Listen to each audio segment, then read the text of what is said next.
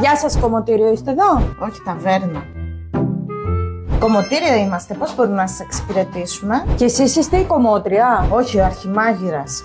Ναι, εγώ είμαι η κομμότρια. Κουρέματα κάνετε σε όλους? Έχουμε αλλεργία σε αυτούς που έχουν χαμηλή αντιληπτική ικανότητα. Φυσικά και κάνουμε σε όλους. Αυτός εδώ είναι ο τιμοκατάλογος? Όχι, εισιτήριο διαφυγής. Ναι, φυσικά αυτός είναι, κυρία μου. Με τι σαμπουάν λούζετε τα μαλλιά? Σκύλου. Με τα καλύτερα σαμπουάν της αγοράς. Στο καφέ τι γάλα βάζετε? Ανθρώπινο. Έχουμε όλα τα είδη γάλακτος εδώ στο κομμωτήριο. Εσείς θα μας πείτε, θέλετε φυτικό, θέλετε οργανικό, ό,τι θέλετε. Η τουαλέτα σας πού είναι, έχετε τουαλέτα?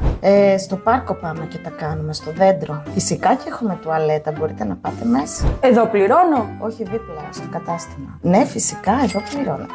Ωραία, φεύγω έτσι? Αχ, μη φεύγεις, είσαι ψυχή της παρέας. Στο καλό να πάτε. Ευχαριστούμε πολύ. Γεια σας, να μας ξανάρθετε.